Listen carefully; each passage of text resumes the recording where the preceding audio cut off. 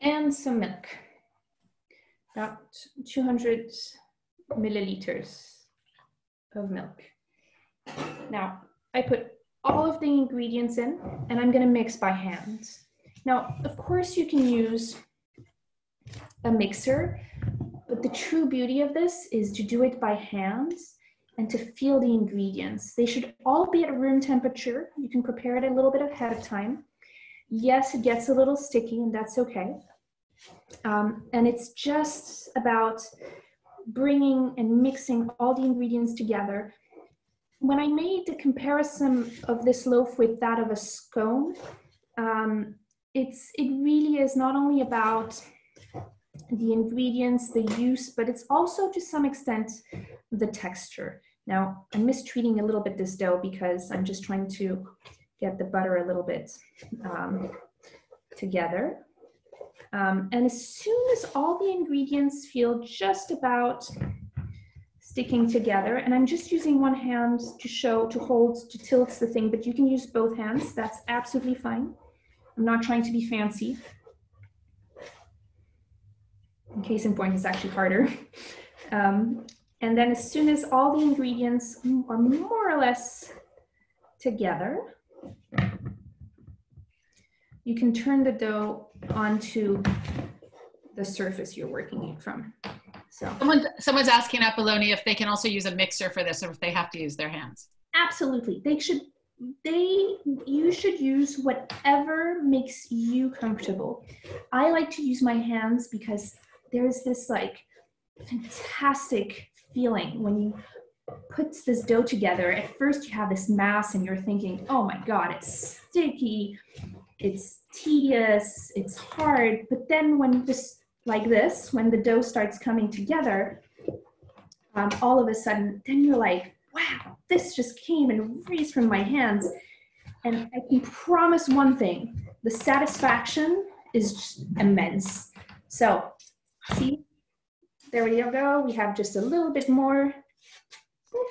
Okay, and then there's the stuff that I've been spreading around for a second.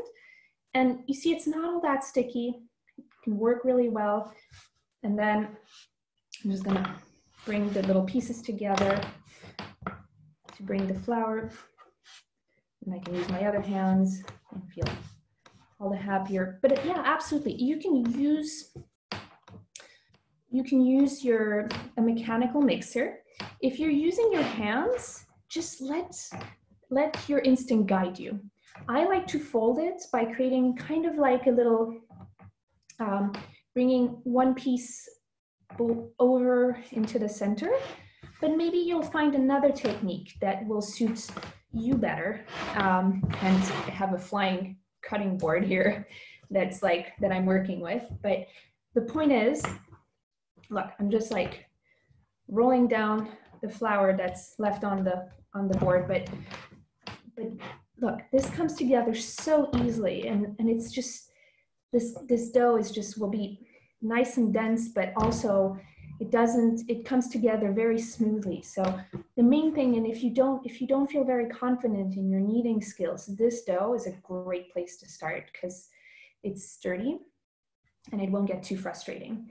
But so if you even just like fold it by just bringing over, like you would fold together a piece of paper, even just that will eventually blend in all the ingredients beautifully together. And I would. Your hands look like they're doing a modern dance, Apollonia. I'm trying to also slow motion this so that you can like watch it over and feel and find your own way. But truly, there is like, this dough is very resilient and doesn't require all that much know-how. The bottom line is you should feel very, I would really encourage you to try and do it by hands at least once, just to have and enjoy the pleasure of touching dough in your hands. So you have this little loaf, the little piece of this that I was scrapping down, I put on the bottom. I'll scrap off a little bit of the extra on my hand, and you don't need to throw it away. You can just put it on the bottom of this this little loaf I'm going to try. So and just put it in a bowl and cover it and let it to rest. Now, you'll place it for about 45 minutes at room temperature, and this should be around 20 degrees Celsius. My Fahrenheits are really bad, so you guys are going to have to Google that. Now, the magic of having used a little bit of time here, or haven't gotten ahead of myself, this is a loaf I previously made in anticipation of our class today. And so this loaf has risen. What you're looking for in the loaf you've let to rise for 45 minutes is for the volume to have grown about 1/3 to 1/2. And if it hasn't risen that much, that's okay. Don't worry about it. Maybe your room temperature wasn't warm enough. You'll do better on the next batch. I'm using this more professional piece of plastic, but you could absolutely use a spatula or a knife or your hands to cut the loaves out from the thing. So I cut it in 2, then I do 2, and then another 2. All right. So I like to have loaves that are not too big, and so I have this little piece of dough, and then I shape it in a little loaf.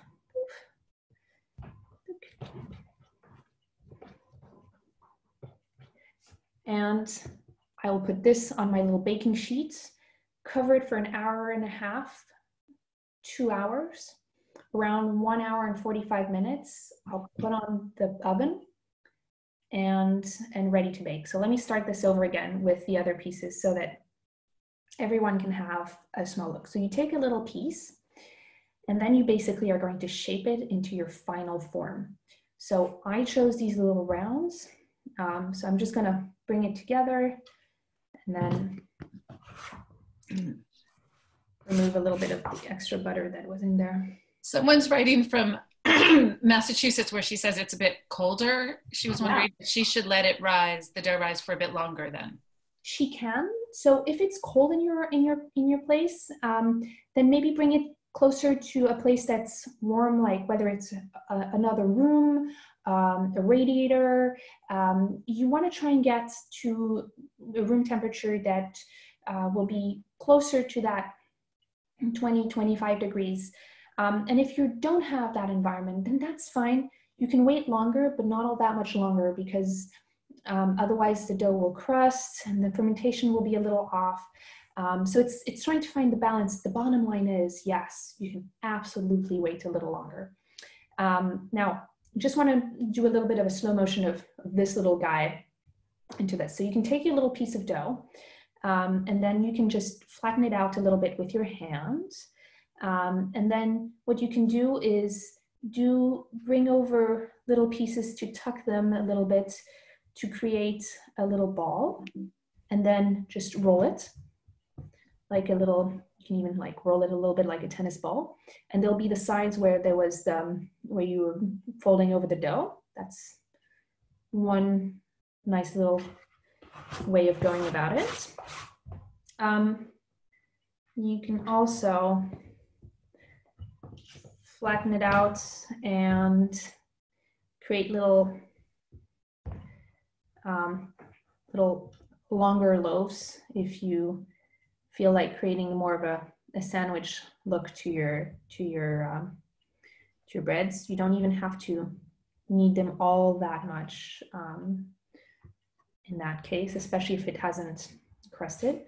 And if not, the motion really is you're taking the dough in your hand like this, like for the older generations watching, if you were holding a computer's mouse, and you just roll it, like grabbing it like this, like a cat motion, and moving in your hand. If that feels too complicated of a motion, just try with be okay with destroying or like overworking one piece, because it's practice is what makes perfect. So I used to do this when I was in the bakehouse, and I remember watching my master baker, the guy who taught me how to bake, and he would do, and it was so annoying. He used to do one in each hand, and it took me weeks to master both with both hands, to master shaping 2 loaves. And this was working it every day. So just be patient and be ready to like have little loaves that will come to be beautiful and perfect in time, and that's okay. So the idea is you take this loaf, cut it into 8 pieces, create halves just to make your counting easier, shape them, and then leave them to rest for an hour and 45 minutes, covered by a little cloth, and then around an hour and a half of rising, you turn on your oven at 200 degrees Celsius. And at that point, you can bring out the loaves, which will have magically risen. These clearly have not, but we're gonna use a little bit of our imagination here so that we can do the egg wash. And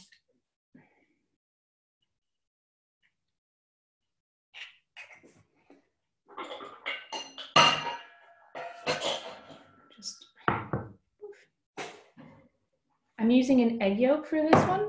So just one simple egg yolk. And as you before you put your little loaves into the oven, wash each little loaf's top. You'll have to be slightly more delicate than I am, because the loaves will have risen and they will tend to be a little more flaky. So brush the top. And then you can put them into the oven for about 10-15 minutes. And they'll come out this way. Oh, wow. That's it. And these are just wonderful little buns to have for tea time, for a parent-child adventure, for brothers and sisters getting together in the kitchen, or for adults who want to create little, burger buns. These tend to be on the sweet side, so I would just caution you on that. But yeah, they're delicious. They're very cheerful. I feel like they're the kind of thing we need right now to sort of perk us up in the afternoon. They do, right? And really look at them from an Anglo-Saxon perspective as the French version of scones for tea. We have a question from a baker, Florence in Amsterdam, who says she'd love to make these with sourdough. Is that possible? And if so, how would you vary the ingredients? Absolutely. You can totally do it with sourdough. Now, I did it with yeast because I know that a lot of you are experiencing or experimenting with sourdough. But I'm just also trying to, it will depend on the kind of sourdough you have. If you use a sourdough that's on the solid side, which is a piece of dough from one batch of bread, which you've kept aside for this batch, then what you can simply do is replace the yeast with by sourdough, and you might have to add a little bit of milk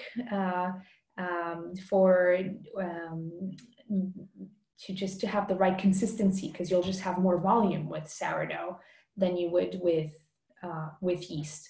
But yes, you can absolutely do that. Okay. A number of people are asking if you could please repeat the recipe because they missed it at the beginning. Yes. I know you will be posting it on your Instagram page, and I'll post it on our Facebook page. But absolutely. So let me just brush off the last pieces of dough before I get them flinging onto the screens and people get nervous that they'll be shocked by some piece of dough. So first of all, let me read you out the ingredients. You have 500 grams of flour. You have 1 egg. You have a second egg on which you're just going to use the yolk for the egg wash. You have 60 grams of sugar, 200 milliliters of milk, 12 grams of yeast, 12 grams of fresh yeast or 6 grams of dried yeast. Then you have 125 grams of butter and 8 grams of salt. So the first thing you're doing is bringing all these ingredients into your mixing bowl. And you knead them by hand. And there's no specific order, just try and, just pour in the flour and then put all of the ingredients around. And once they're all in, start mixing. You bring the dough together. You can use the floured surface. You can use a mechanical mixer. But keep the bowl aside so that once you have that little loaf, this one,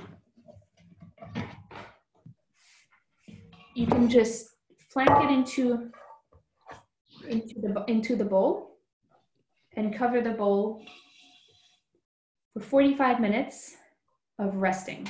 And that's the first time the dough rests. Now, once the dough has rested and it has risen about 1/3 to 1/2 of its volume, which should be around 45 minutes for a room temperature around 20 to 25 degrees Celsius. Turn on the loaf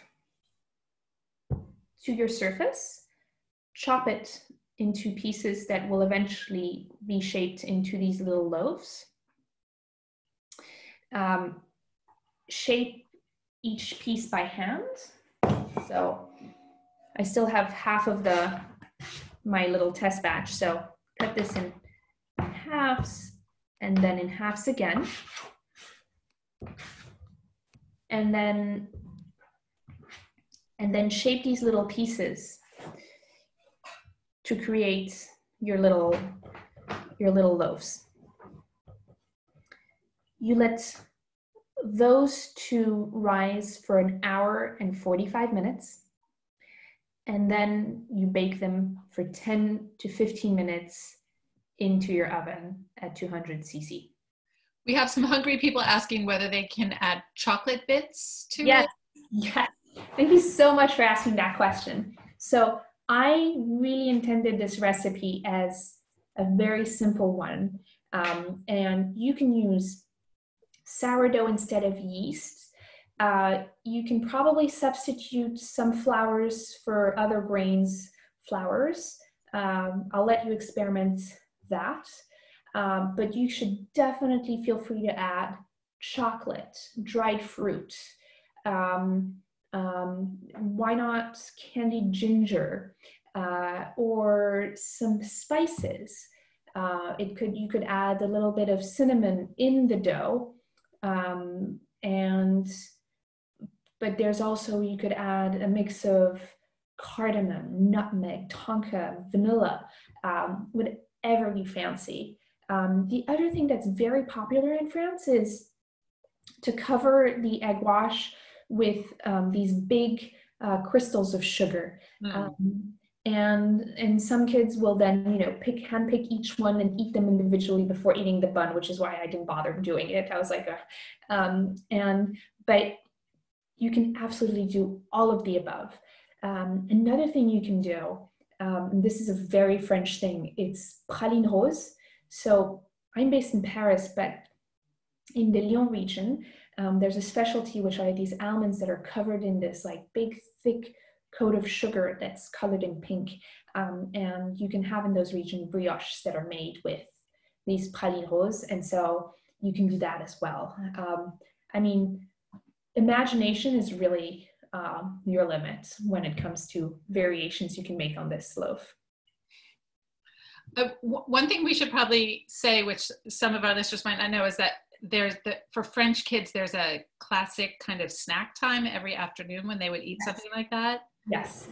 So typically, When you are done with school in France, which is typically for the smaller classes around 4:30 p.m. Now, parents will come and they'll bring a piece of bread and some chocolate. And these little loaves would typically be the kinds of breads. I'm just bringing out the nicer ones that are cooked to show the end product, the end results. But they will, these little creations would typically be what you would get for your 4 p.m. snack, cut in half with chocolate inside, and that would be a typical snack a parent would come and pick up their children at school with. It's literally a chocolate sandwich, kind of. Yes, admittedly. I think I'm American, and I know in America we try to avoid too many sweets and too much chocolate. But in France, it's actually quite common for kids to have a little bit of chocolate every day. It's considered healthy and normal, right? And the thing is, and you have to put this in context. In France, typically, so these are sweet breads, but typically you would put it using 2 slices of my wheat sourdough loaf, which has no sugar in it.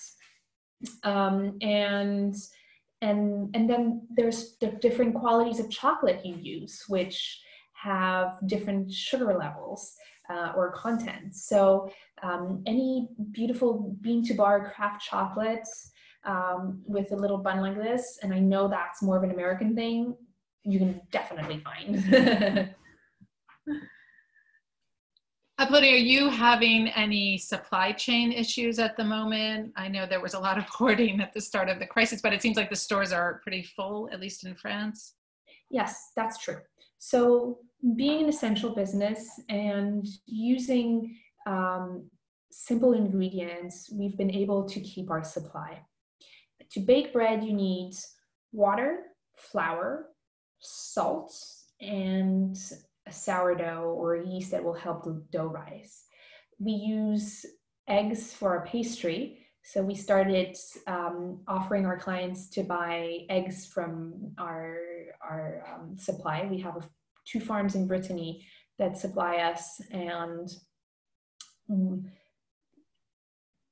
because this is a time of crisis, although people are eating bread, our classic pandémie and our pastries, they're eating a little less pastries, so we have a little more eggs. The chickens from the farms we work with are still laying eggs daily. They're not really affected by the crisis.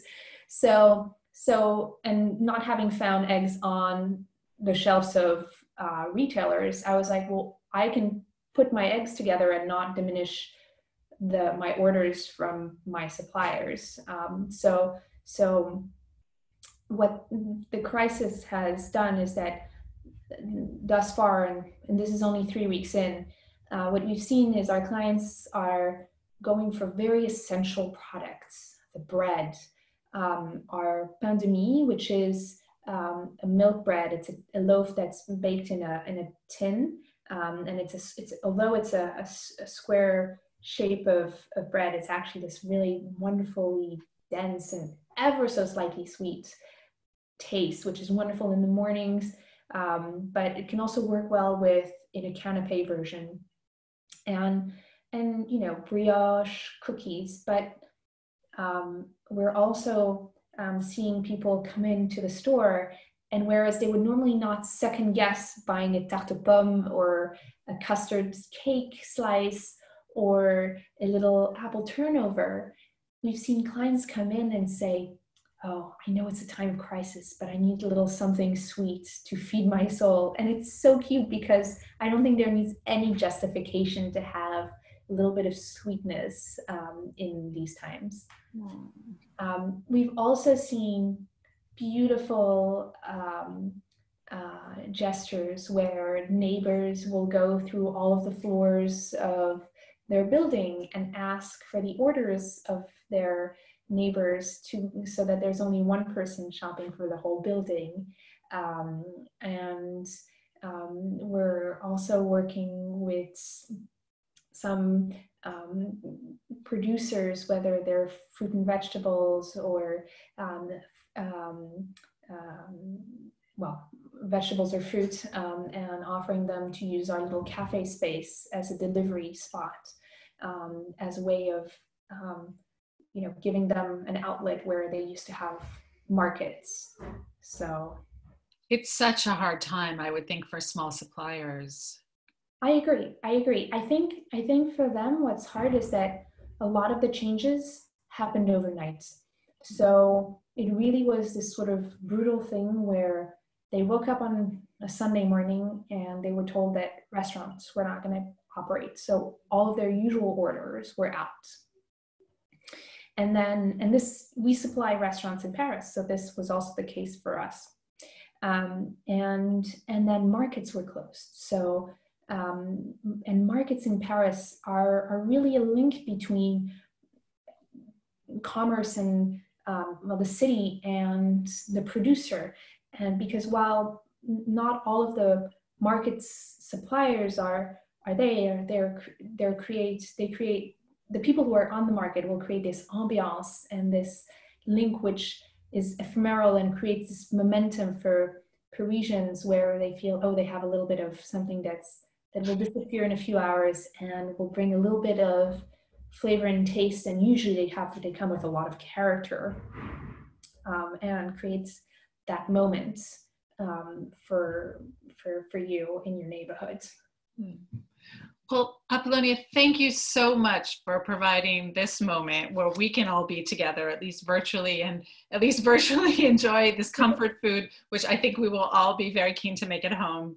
I know I'm going to make it this afternoon. So thank you again for sharing your wisdom and your love of bread and fresh products with us. It's just a pleasure to see. My pleasure.